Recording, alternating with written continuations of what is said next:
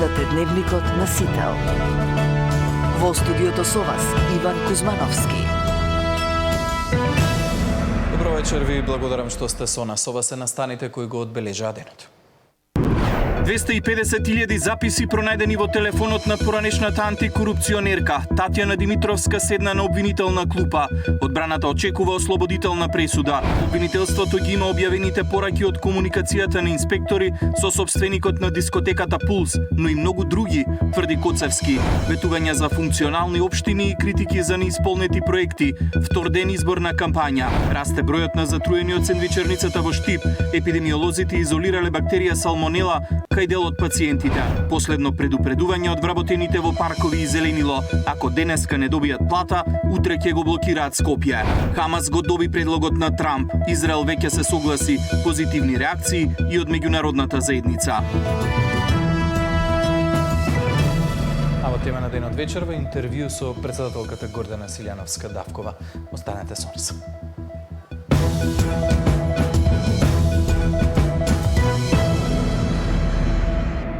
Поранешната претседателка на антикорупцијската комисија Татјана Димитровска денеска седна на обвинителна клупа. Обвинителството откри дека во нејзиниот телефон пронашле 250.000 записи во кои може да има основи за други постапки.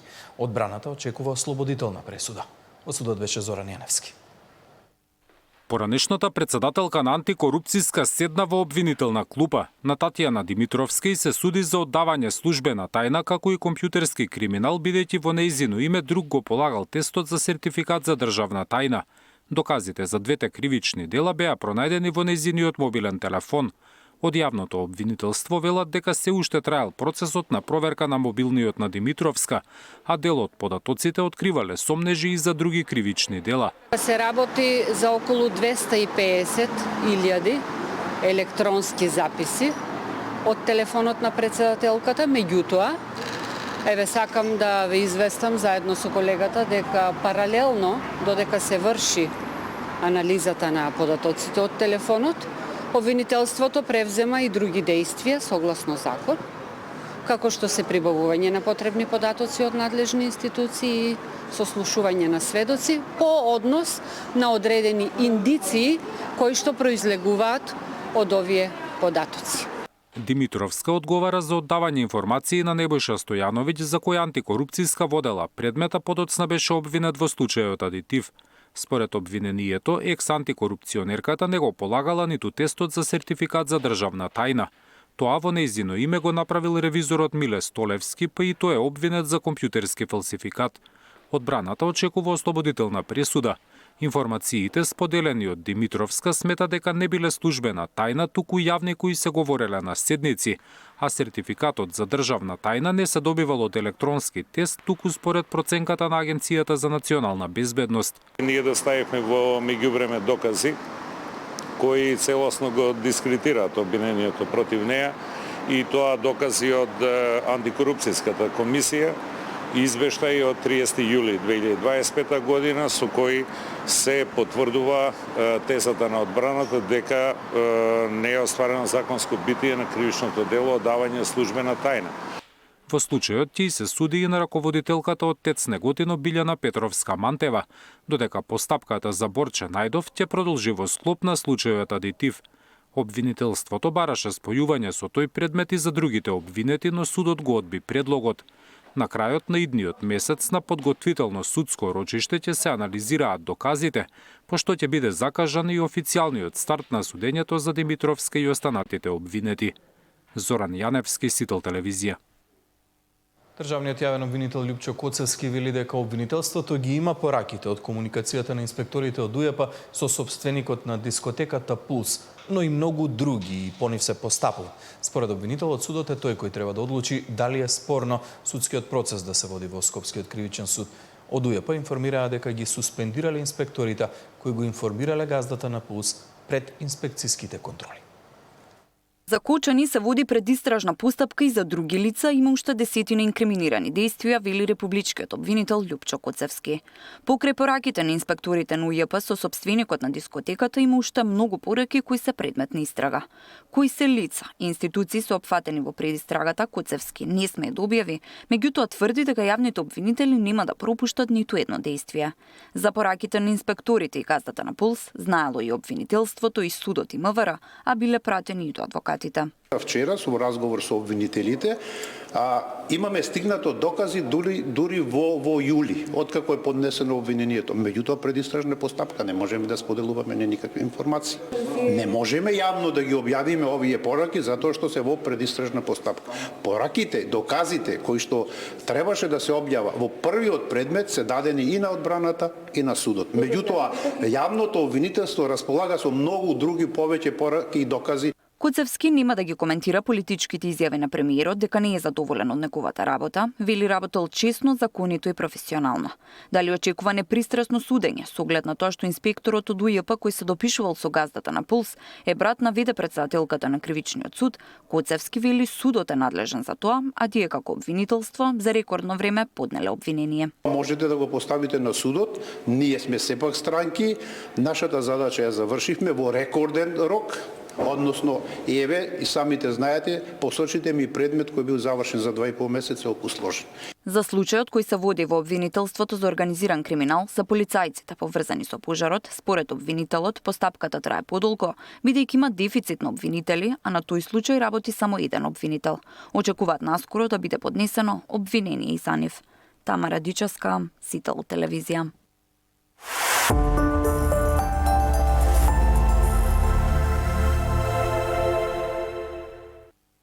СДСМ и ДУИ да се испратат во политичка пензија. Тоа е очекување на лидерот на ВМРО ДПМН од локалните избори. Мицкоски обвинува и за непринципијални коалиции. Кандидатите од партијата и коалицијата веќе почнаа со презентација на конкретни проекти за локалните избори. Ова не се само локални избори, ова се избори со кои СДСМ и ДУИ ќе се пратат во политичка пензија, рече лидерот на ВМРО ДПМН на вчерашниот прв митинг од кампањата за изборите на 19 октомври. Тој обвини за непринципиални коалиции, посомнева и дека новата резолуција за црвените линии е ново додворување на СДСМ кон Бугарија. И овие сценарија се полесниот начин да избегаат од реалноста дека на овие избори ќе паднат уште повеќе, едва ќе се држат до 120-130 илјади гласа поддршка. Кому треба сега овој негов предлог да служи? Јасно е дека е ова некое ново додворување на СДСМ кон нашиот источен сосед на штета на Македонија. Во меѓувреме, кандидатите на ВМРО ДПМН веќе ги отворија понудите за граѓаните. Ѓоргиевски вети пробивање на повеќе булевари, за поврзување на аеродром со кисела вода, Ѓорче Петров со Сарај и Газибаба со Илинден. Во јавниот сообраќај вети градски воз, нови 80 автобуси за ЈСП и лиценци за приватните превозници, а ќе остане и БРТ проектот. Целиот тој проект бе изоставен и Драчево, но беше изоставен исто и така од Бутел делот према Радишани. Сега ќе бидат ставени во однос на проектот, односно опфатени со проектот и ќе започнеме веднаш по превземањето на градската администрација, односно власта во градот Скопје со реализација на истиот. Зашто? Затоа што од една страна ќе го растерети метежот, БРТ-то, но од друга страна веќе се обезбедени средства. Монтажни гаражи во Карпош, ветува Лукровски. Овдека сум 52 години. Ништо не е променето со овој паркинг од која знам за себе. Во меѓувреме има изградено и неколку нови згради во предниот дел од другата страна на Убавиците. Хаос и во долниот дел со трговскиот центар, хаосот и овдека на кеот на Вардар. Ветувам нови монтажни гаражи во овој дел со над 120 нови паркинг места кои ќе завршуваат со фотоволтаици. Коалицијската знампак најавува социјална помош и мерки за помалку сиромаштија во Куманово. Бесплатен јавен превоз на сите граѓани, на сите линии. Народна покојна, субвенционирање на трошоци за комунални услуги, обезбедување на помош за домување на стамбено необезбедени лица, еднократна финансиска помош за социјално незагрозените. Коалицијата на ВМРО ДПМН вечерва ќе одржи митинзи во Вевчани, Струга и Ресен. Катерина Нешкова, Сител телевизија. На граѓаните веќе им е јасно дека ветувањата од претходните избори беа лажни, а доказ за тоа се резултатите, вели лидерот на СДСМ Венко Филипча. Каја Шукова најави решение за Вардариште, а Герасимовски бесплатен оброк и екскурзија за учениците од училиштата во општината Центар. Граѓаните ќе ги казнат ВМРО ДПМН на овие избори, смета лидерот на социјалдемократите. Филипче обвини власта за партизирање на судството, потфрлање во реформскиот процес од вкупно 12 закони кои биле предвидени за годинава, ниту еден досега не е поднесен до Министерството за правда. Според него, граѓаните се изморени од секојдневното слушање на риториката на власта, додека државата се соочува со сериозни економски проблеми. Филипче уште еднаш потенцираше дека СДСМ на овие избори оди самостојно и не е во договор со ниту една опозициска партија. Очигледно е дека ВМРО ДПМН сака да го контролира судството. Не може партиски портпароли да кажуваат кој треба да биде зад решетки. Тоа треба да го каже независно и целосно, функционално судство. Тоа го бараат граѓаните. Сакам да им порачам дека се прочитани како буквар. Еднаш граѓаните тој филм го гледа со партизирано судство, кога го користеа да се закануваат, да користат политички, да го користат како инструмент за политички прогон. Репризата на филмот ниту некој сака да гледа, ниту пак поминува и сметам дека граѓаните треба да ги казнат на изборите за ова однесување. Нула диви депонии во главниот град е приоритет во програмата на кандидатката за град Скопје од СДСМ.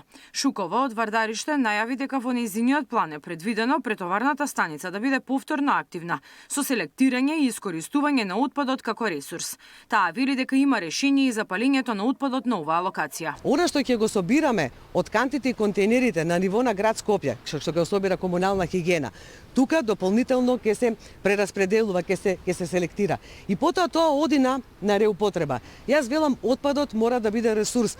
Основата на мојата програма е отпадот, што помалку отпад финално да се депонира на Дрисла. Не смееме да дозволиме повторно да има палење на Вардариште. И затоа ние од првиот момент зборувавме дека мора да има затварање на Вардариште, оградување, дека мора да има чуварска служба 24/7. Бесплатен оброк за учениците и бесплатна неколкудневна екскурзија низ Македонија најави кандидатот за градоначалник на општина Центар. Бесплатни, здрави и одмерени оброци за сите 2197 ученици од прво до четврто оделение, кои изнесува 2500 денари месечно. За учениците од 5 до 9 оделение обезбедуваме бесплатна тематска екскурзија Ја сакаме Македонија. Караванот на СДСМ денеска ќе оди во Лузово, Карвинци, Проби, Штип, а централниот митинг ќе се одржи во Штип. Мирјана Давидовска, Сител телевизија. Чисто Скопје и Чаир како најтранспарентна општина во државата е ветувањето на кандидатите на коалицијата предводена од ДУИ. И Меджитиот Влен најавува фокус на хигиената во општината Чаир. Скопје треба да биде чиста и репрезентативна метропола со среден јавен превоз и достапни јавни услуги за сите граѓани, вели кандидатот за градоначалник од редовите на Национална алијанса за интеграција Скендер Реджепи. На локално ниво пак со пакет мерки под назив Граѓанско око, со цел Чаир да стане најтранспарентна во државата, кандидатот за градоначалник Бујар Османи најавува искоренување на корупцијата. После 4 години Скопје го гледаме праведен, со дигитализиран и зелен, го гледаме со чист воздух, кај дигитализиран, каде што услугите сите ќе се обезбедат со еден клик и нормално сите граѓани ќе почнат да чувствуваат дека живеат во една европска метропола. Чаир ќе биде првата општина каде граѓаните ќе ја гледаат секоја фаза на тендерите, онака како што е дозволено со законот. Второ, независен мониторинг.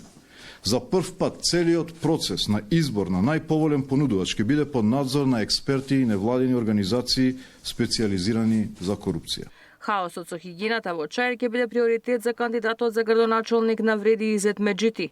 Најавува подземни контейнери како едно од решенијата за чиста општина. Чаир без отпад на улиците. Овој проект предвидува целосна замена на постоечките, често пати нефункционални контейнери, со најсовремен систем на подземни контейнери низ целата територија на општина Чаир. Се обврзуваме на целосна замена на постоечките садови за отпад со современ систем на подземни контейнери. Ова е нашиот план. Тој не е список на желби, туку сериозна и обмислена стратегија со јасни чекори и рокови и одговорност. Време е Чаир да го добие ликот што го заслужува, лик на модерна, чиста и европска општина. Ние сме подготвени да работиме деноношно за да ја оствариме ова визија. Вреди вечерва со митинг во Скопје ќе одржи промотивна конвенција, а дуи продолжуваат со средбите со граѓани во општините каде имаат своји кандидати за градоначалници и листи за советници. Ивана Соколовиќ, Најдова, Сител телевизија. Своите проекти ги презентира и независните и помалите политички партии кои имаат своји кандидати на локалните избори. Помеѓу најавите има и проекти за функционален јавен превоз, подобри социјални мерки и стручно решавање на урбанистичките проблеми. Левица кампањата ја сели на улица без бини и микрофони. Кандидатот за градоначалник за Скопје, Амар Мециновиќ, вели дека ако добие доверба од граѓаните, врвен приоритет ќе му биде решавањето на проблемот со јавниот превоз. Ветува борба со загадениот воздух и борба против приватизација на предпријатијата на град Скопје. Нашата замисла е да има функционален јавен превоз и да се охрабри користењето на јавниот превоз ексклузивно во град Скопје, понатаму ќе зборуваме нели за детали. Втората работа е борбата со загадувањето на воздухот. Град Скопје, тоест граѓаните на град Скопје кои го вперуваат прстот во град Скопје за тоа дека е инертен по повод ова прашање за загадувањето, мора да види од институциите на град Скопје како одат во таа насока. Имаме многу методи за тоа како да го постигнеме. Со Левица експлицитно ви кажуваме дека нема да има приватизирање на било каков капацитет на град Скопје. Кандидатот за градоначалник за Скопје на коалицијата Искуство за успех Александар Трајановски денеска од парк ја представи социјалната мерка во неговата програма со градско зеленило да се произведуваат палети. Доколку јавното предпријатие Паркови и зеленило отвори погон, и истото може да ја користиме како продлабошување или унапредување на мерката против загадувањето. Знаете дека градот Скопје и општините години наназад доделуваат субвенции за набавка на печка на пелети, но на оние граѓани кои што се од социјално загрозена категорија, навистина и не им прави разлика ако има возможите да купите печка, доколку немаат средства да набават суровината, односно пелетите, за да нели го затоплат својот дом. Професорот Горан Марковски од пред универзална сала порача дека на Скопје му е потребен стручен, отчетен и независен градоначалник, а токму остатоците од салата биле резултат на политички препукувања. Се наоѓам пред остатоците на универзалната сала, уште една црна точка на мапата на Скопје. Истоштена, изнемоштена од прекубројни партиски препукувања. Оставена сама на себе веќе долг временски период. Затоа на Скопје му треба промена. Му треба отчетност, стручност, знаење, независност. Само така Скопје ќе биде она што сакаме да биде. Габриела Лискова, Сител телевизија.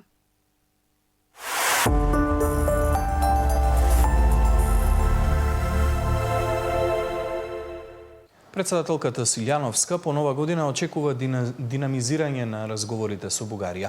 Вели има нови моменти во односот со Европската Унија, но за да го задржи кредибилитетот нема да зборува за нив. За очекувањата од кампањата и односите со диаспората во тема на денот. Со неа во Детройт разговараше колегата Александар Спасовски. Гордана Силјановска-Давкова, председател на Македонија, во тема на денот. Председателке, ви благодарам што сте со нас.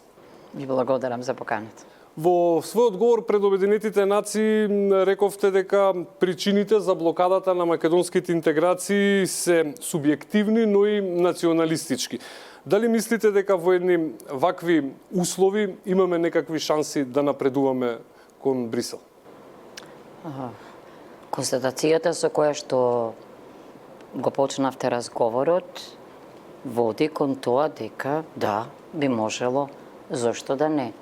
Ако и Европската Унија се погледне исто така и со широко отворени очи се обиде да види што се случува, може би ќе дојде до исчекор. Впрочем, јас гледам некоја промена.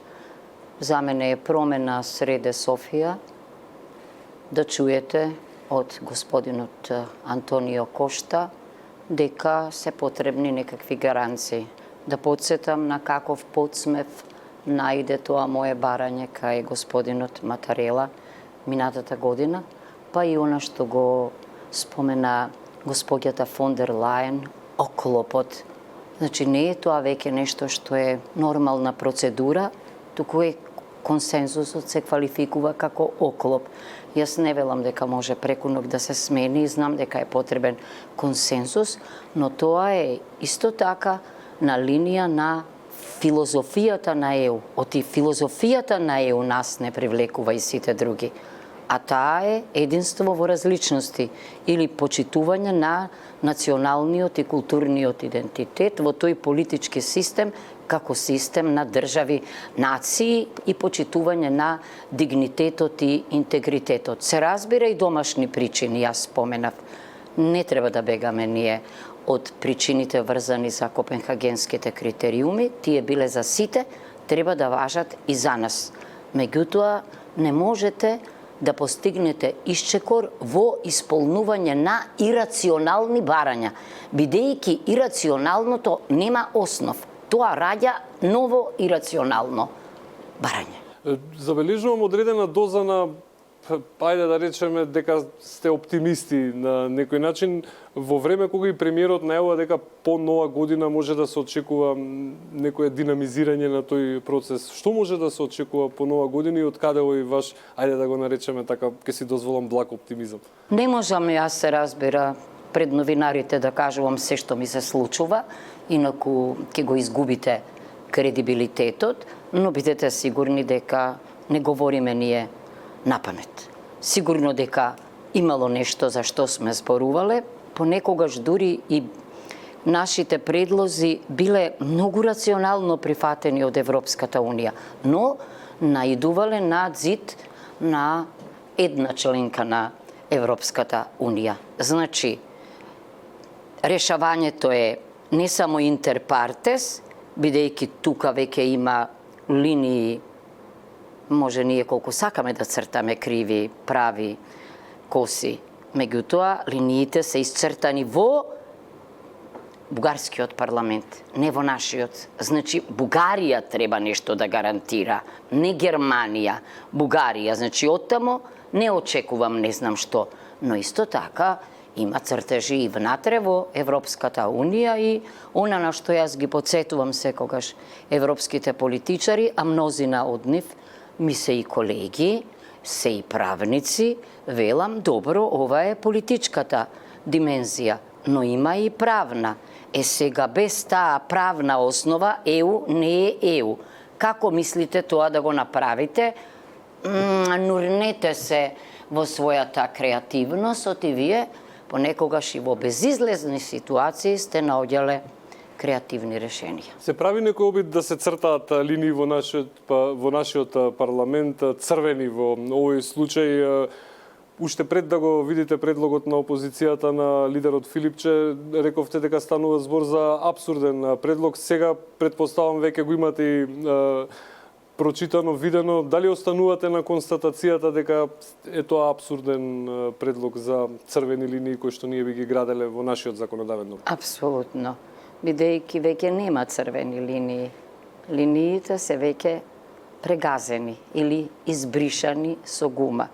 Она што требаше ние да го сториме, бидејќи ова не е некој нов предлог, имало пред него декларации неколку и тоа извонредни, една од нив со помош на Ману направена. Очекував јас и се израдував, ама за многу кусо време, дека ќе седнат лидерите на партиите, се сеќавате се една, значи ги закопаа секирите, насмејани излегоа и јас мислев ова е тој моментумот политички кога ќе одат заедно во Брисел и ќе речат, видете, ние веќе не знам колку пати посегнавме по уставни измени, резултат нема. Очигледно не е тоа решението. Уставот се менува, но политиката на соседите кон нас останува иста. Ајде и ние малку да бидеме по моделот на бугарските политичари или по моделот на грчките политичари. Не мора да го менуваме уставот, ама да седнеме и да изградиме платформа на преговори. И да не одиме никаде надвор и со никого да не разговараме пред да повикуваме на тоа. Што мислиме заедно дека е можно, а што мислиме дека е неможно. И како да тргнаа работите. Одеднаш ја видов посетата на лидерот на Социјалдемократскиот сојуз на Брисел и Заратустра зборуваше друго. Тој рече дека е спремен да го жртвува својот мандат само да сме исчекореле. Ама знаете, чекорот треба да биде чекор што не може да запре до Брисел. Ако имате еден чекор, уставна измена, и потоа повторно пречка, ништо не сте сториле. Само сте го смениле уставот, тоа не е црвена линија. Значи, јас не сум за линии, се покажа тоа играње со линии, јас сум за договор дома. Ние, дали видовте што се случи и тоа, затоа го употребив изразот национализам. Национализмот се случи тамо каде што не смееше, во Европскиот парламент. Тоа не беше говор, тоа не беше слобода на говор. Тоа беше говор на омраза. Сега, не беа застапници на тој говор само најдесните партии, туку сите застанаа за тоа дека се обединиле и го урнале нашиот предлог. Значи, ние не треба националистички да настапуваме, ниту можеме да настапуваме, меѓутоа може надвор со консензус да одиме. Тогаш ќе не почитуваат. Зошто надвор? Не се работи за партиски прашања, се работи за национални прашања. Нешто за што навистина треба да има консензус. Што мислите за идејата за уставни измени со одложено дејство? Дали можеби тоа би бил тој чекор во кој што би се обединило двотретинско мнозинство во собранието? Прво, идејата, јас заради кредибилноста молчев, но еднаш реков дека беше оценета како извонредна. Не е тоа непознат, се чудев на некои, не знам, луѓе кои предаваат политички систем, уставно право, дури при промената на првиот устав, низа од одредбите има подоцна одложно дејство. Со Преспанскиот договор беше исто. Да, тоа е едната димензија, но другата димензија е, кога велам јас национализам, не се во прашање ограничените или нарушените права на граѓаните кои се декларираат како бугари во Македонија. Не. Не е во прашање, бидејќи нивните права, споменати или не споменати во преамбулата, впрочем да подсетам, зборот устав стои по преамбулата, а не пред преамбулата, значи таа не е составен дел на нормативниот текст. Зборот ми е дека тие се заштитени, бидејќи ние имаме во уставот одредби за заштита на правата на малцинствата. Мојот проблем е како може да барате од другиот да го стори тоа што вам ни нормативно, ни фактички не ви паѓа на ум. Во бугарскиот устав нема одредби за заштита на малцинствата, ама има одредби за заштита на бугарите било каде надвор. Само ние се самоограничуваме во уставот. Велиме нема да се мешаме во внатрешните работи на другите држави. Впрочем и Венецијанската комисија во 2008 година на Бугарија и препорачува да го смени уставот низ призма на оценка на заштитата на малцинските права. Зборот ми е, ако некој ве негира, вели дека не постои македонска нација, вели дека дури не постои ни македонски јазик, а вие велите дека тоа ви е гарантирано, тогаш нешто не е во ред кога се бара вие сега да го смените уставот и под други да ги ставите и бугарите, а тие да продолжат да ве негираат, да продолжат да негираат дека треба да влезете во Советот за малцинства, така само нас не нема во Советот за малцинства, и дури да продолжат да ви го негираат правото на здружување, правото на формирање здруженија и покрај пресудите на судот во Страсбург. Тоа не е наш проблем. Тоа е проблем на Советот на Европа. Ама во најстарата институција членуваат и сите членки на Европската Унија. Како дозволуваат тие да се негираат пресудите на судот во Страсбург, кога и самите се повикуваат не само на повелбата за фундаментални права, туку и за повелбата за Европската конвенција за правата на човекот и граѓанинот, која што пак ја ужива заштитата од Страсбург. Тогаш каде е таа филозофија на владење на право? На стартот сме на изборната кампања. Ве прашувам, Што посакувате и што очекувате од оваа кампања? Прво шокирана сум од начинот на кој што се водеше пред кампањата, иначе супер кампања беше од сите страни. Локални избори се локални избори, во најголем број држави не ги распишува парламентот, ниту се одржуваат во ист термин. Се решаваат локални проблеми. Кај нас, ај што сите избори се референдум, плебисцит, сега дури и локалните избори. Тоа е себе негирање. Ние велиме дека копенхагенските критериуми ни се најважни, а замислете едно од основните начела да не може да организирате фери демократски избори после колку години, после 30 години.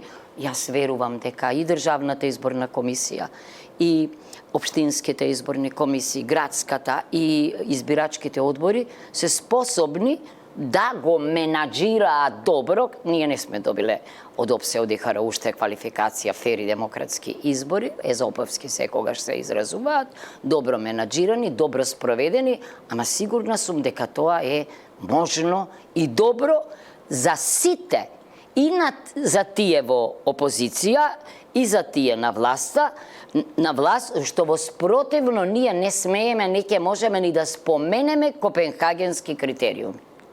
Председателке, сакам да ве прашам на крајот за односите со диаспората.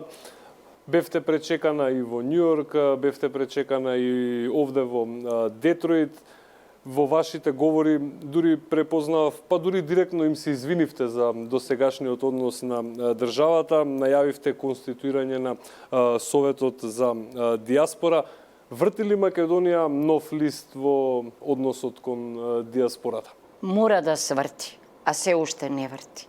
Јас напоменов дека оние држави, мали или големи, што имаат интензивни, тесни, плодни односи со диаспората, се просперитетни и обратно. Впрочем, најдоброто од Македонија е во диаспората. Значи, македонците, граѓаните на денеска напоменав, не мислам само на етничките македонци, ако ме чувте. Значи, граѓаните, нашите македонските граѓани, надвор, се компетитивни, доживеав шок на Колумбија универзитетот и потоа вечерта кога организиравме ние средби, кога ние сите зборуваме за вештачка интелигенција, број 1 на Колумбија, професор за вештачка интелигенција е македонец. Знаете колку е тоа болно? Значи, ние им должиме, прво, да ги вклучиме во изборниот процес. Понатаму, да ги вклучиме во процесите што ни се случуваат. Тие се докажани, имаат искуство во демократска држава. Не смееме ние да ги гледаме диаспората само низ призма на финансии и добивка некаква. Не, во областа на дигитализацијата и вештачката интелигенција, диаспората е многу потребна.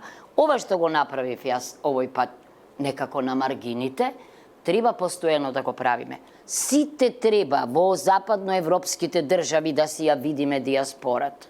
Да ја овозможиме, дали преку Советот за диаспора, преку регистарот на луѓе во секоја област, постојано да бидат присутни. Денеска токму таа вештачка интелигенција дозволува да живеете во Лондон, ама да работите и во Скопје. Да живеете во Скопје, а да работите и за Њујорк. Тоа е нешто што е најважно за диаспората. А видовте, се чини дека кога сте надвор, вие многу повеќе во потребата да си го задржите идентитетот, посветувате на нешта што ние ги забораваме дома. Јас вчера, признавам, на ивица на солзи бев, кога го гледав машкото оро, такво нешто не сум видела од млади луѓе. Многу ми се допаѓа кога еден од најуспешните, господинот Крис Павловски, го видовте, ми рече, и мојот син беше на орото. Тоа што мене ме учеле, и јас го учам. Тоа е она што ме прави посебен. Значи, не само успесите на Рамбл, туку и поврзаноста со домот. Ете, тоа што го вика Вели Бернард, што се може да смените, ама татковина не можете. Председателка, ви благодарам за овој интервју. И јас за интересните прашања.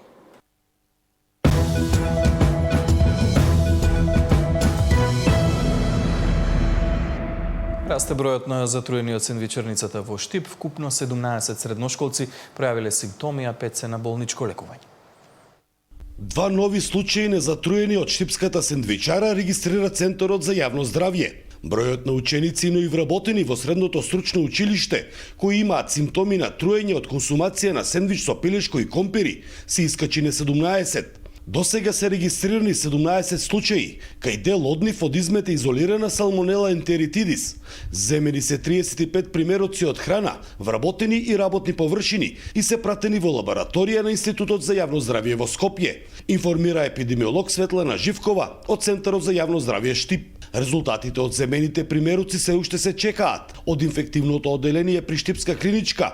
Информираат дека во моментот кај нив се хоспитализирани 5 пациенти, а 10 се во дневна болница и сите се во стабилна состојба. Сендвичарата е затворена, извршен е санитарен преглед на сите вработени, како и нивна едукација.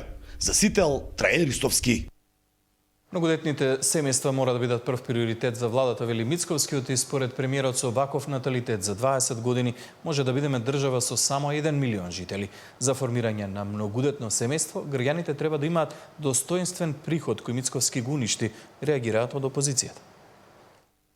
Формирањето многодетни семејства е највисок патриотски чин. Премиерот Мицковски со порака до граѓаните: формирајте семејства со повеќе деца за државата да има иднина. Падот на наталитетот во последните 50 години според премиерот е загрижувачки тренд. Ова е прв приоритет на владата, за која вели дека веќе реализира повеќе мерки кои треба да поттикнат раѓање на повеќе деца. Но за 20 до 25 години, тоа што ќе им го оставиме на тие генерации по нас, ќе биде озбилен предизвик. Зошто? Затоа што тогаш се плашам дека ќе бидеме држава под 1 милион жители и тогаш ќе имаме на еден пензионер еден вработен.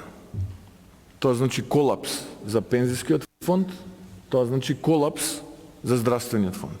Секој оној кој што си игра играчки и кој што не го разбира колку е ова озбилно, не мисли добро на државата. Нека ме нарекуваат конзервативен, заостанат, како сакаат нека ме нарекуваат, но ова мора да биде прв приоритет на оваа влада и на сите следни влади, а тоа е многодетните семејства. Во следните 5 години, владата ќе соработува и со Фондот за население на Обединетите нации за инвестирање и искористување на човечкиот капитал.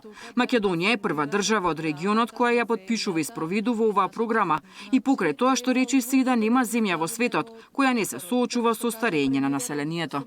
Многу е символично што ова се случува во Северна Македонија, бидејќи ова е земја која што демографската отпорност ја одреди како еден од своите главни приоритети. Фактот што премиерот ја смета ова за свој приоритет и тука се присутни различни министри од целата влада е навистина за пример. За формирање на многодетно семејство, граѓаните треба да имаат достоинствен приход кој Мицковски го уништи, реагираат од опозицијата на повикот на премиерот.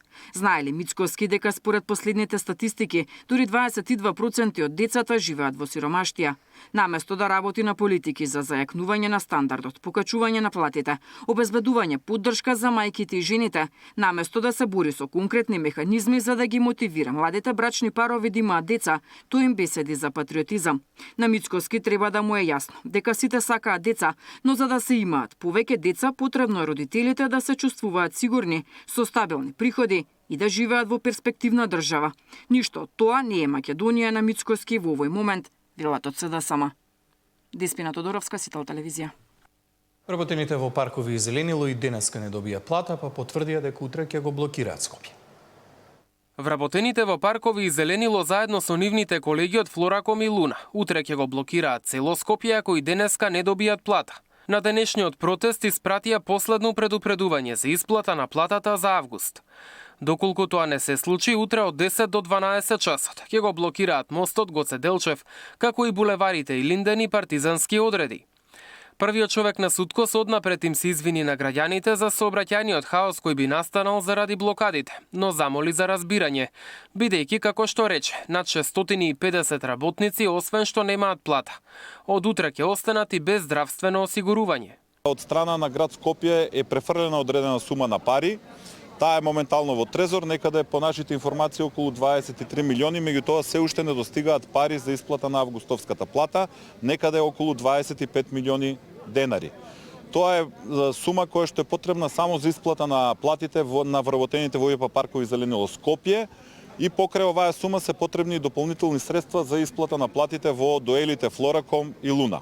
Кашиковски предупредува дека предпријатието се наоѓа во тешка финансиска состојба и нема пари ниту за извршување на основните функции. Во август вработените во Флораком и Луна протестираат 4 пати и дури при крајот на месецот земаа плата за јули. Мартин Арсов, Сител телевизија.